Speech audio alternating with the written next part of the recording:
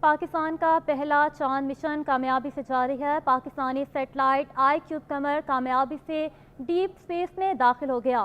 Pakistani satellite نے deep space میں خود کو ایکٹیو کر لیا۔ سیٹلائٹ کے سولر پینل بھی کھل گئے۔ سولر پینلز کھلنے سے سیٹلائٹ چارج ہو کر اگلا سفر جاری رکھے ہوئے ہے۔ سیٹلائٹ کل دوپہر چاند کے مدار میں کامیابی سے پہنچے گا اور پھر سیٹلائٹ کل مرکزی مشن سے الگ ہو جائے گا۔ سیٹلائٹ مرکزی اسپیس اسٹیشن کے ساتھ پاکستان کو 2 مقامات کی تصاویر بھیجے گا۔ اسلام آباد میں انسٹی ٹیوٹ آف اسپیس ٹیکنالوجی اور لاہور میں اسپارکو کے ذیلی دفتر میں سیٹلائٹ کی جانب سے بھیجی گئی تصاویر موصول ہوں گی۔ سیٹلائٹ سے موصول ہونے والی تصاویر ڈیپ اسپیس سے موصول ہونے والی اولین تصاویر ہوں گی۔ ایک پروپوزل بھجوانے کے خیال سے یہ منصوبہ کیسے شروع ہوا؟ اس کی تکمیل کے لیے پاکستانی سائنسدانوں نے نہایت کم مدت میں سیٹلائٹ کیسے تیار کیا اور اس کے فوائد کیا ہوں گے؟ اس کہانی کی ابتدا 2022 میں اس وقت ہوئی جب چینی نیشنل اسپیس ایجنسی نے Asia Pacific space corporation organisation کے ذریعے اپنے رکن ممالک کو چاند کے مدار تک مفت پہنچنے کا ایک منفرد موقع فراہم کیا۔ اسلام آباد کے انسٹی ٹیوٹ آف اسپیس ٹیکنالوجی کی جانب سے ایک پروپوزل تیار کر کے ایپسکو کو بھجوایا گیا جو منظور کر لیا گیا، اور پھر پاکستان میں خلائی تحقیقی ادارے اسپارکو کی معاونت کے ساتھ IST کی ایک ٹیم نے اس سیٹلائٹ پر کام شروع کیا جس میں مختلف شعبوں کے طلباء بھی شامل تھے۔ یوں لگ بھگ 2 سال کی محنت کے بعد سیٹلائٹ آئی کیوب قمر کو مکمل کیا جا سکا۔ آئیے جانتے ہیں کہ اس مشن میں پاکستان کی جانب سے بھیجی جانے والی سیٹلائٹ کیسے کام کرے گی اور اس میں کیا کچھ نصب ہے اور اسے بنانے والی ٹیم کی اس کو تیاری میں کن چیلنجز کا سامنا رہا۔ چین کی شنگھائی یونیورسٹی اور پاکستان نیشنل اسپیس ایجنسی اسپارکو کے تعاون کے ساتھ اس سیٹلائٹ کا حتمی ڈھانچہ بنایا گیا۔ آئی کیوب کیو 2 آپٹیکل کیمروں سے لیس جو چاند کی سطح کی تصاویر لینے کے لیے استعمال ہوتے ہیں۔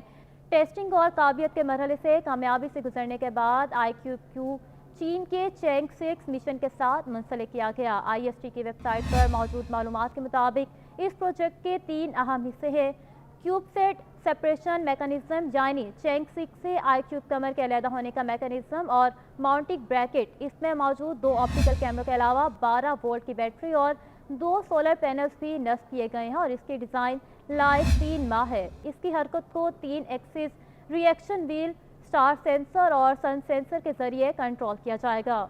کمیونیکیشن کے لیے بھی اس میں نظام نصب کیا گیا ہے اور اس کا ڈیٹا ٹرانسفر ریٹ 1 کلو بائٹ فی سیکنڈ ہوگا۔ پاکستانی سائنسدانوں کی ٹیم کے پاس اس سیٹلائٹ کو بنانے کے لیے وقت کم تھا اور انہیں اس میں استعمال ہونے والے پرزے باہر سے منگوانے تھے جن کی پاکستان آمد میں انہیں کچھ تاخیر کا سامنا بھی کرنا پڑا۔ اس کے علاوہ IST کے مختلف انجینئرنگ کے شعبے جیسے electrical, material science, avionics, aerospace, mechanical engineering اور کمپیوٹر سائنس کے طلباء بھی اس پروجیکٹ میں شریک تھے۔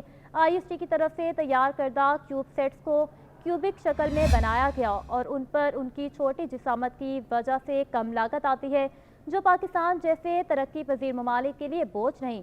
ان سیٹلائٹس کا وزن اکثر چند کلو گرام سے زیادہ نہیں ہوتا، جیسے کہ آئی کیوب کیو کا وزن بھی 6 کلو گرام کے قریب ہے۔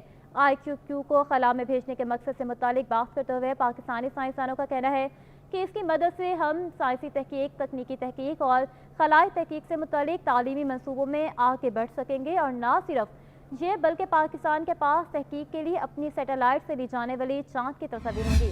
اسپارکو سے منسلک ماہرین کا کہنا ہے کہ آئی کیوب کیو کے مشن کا دورانیہ 3 ماہ کا ہے اور اس دوران یہ خلا میں موسمیاتی تبدیلیوں کے ساتھ ساتھ چاند کی تصاویر مرکز یعنی انسٹی ٹیوٹ آف اسپیس ٹیکنالوجی کو بھیجتا رہے گا۔ ماہرین کے مطابق چاند پر کوئی بھی مشن یا سیٹلائٹ بھیجنا بہت زیادہ مہنگا کام ہے، حتیٰ کہ زمین کے گرد یا مدار میں بھی اگر کوئی سیارہ بھیجا جائے تو اس کے لیے کثیر سرمایہ درکار ہوتا ہے۔ اس سیٹلائٹ کو بنانے کے لیے آنے والی لاگت کے بارے میں سرکاری سطح پر نہیں بتایا گیا، تاہم ماہرین کے مطابق کسی سیٹلائٹ کو لانچ کرنے میں زیادہ خرچ آتا ہے اور پاکستان کے لیے چین کے باعث یہ عمل مفت ہو گیا۔ یاد رہے کہ سن 1962 پاکستانی سائنسدانوں نے پہلا موسمیاتی راکٹ رہبر اول خلا میں روانہ کیا تھا اور اس مشن کی سربراہی پاکستان کے پہلے نوبل انعام یافتہ ڈاکٹر عبدالاسلام نے کی تھی۔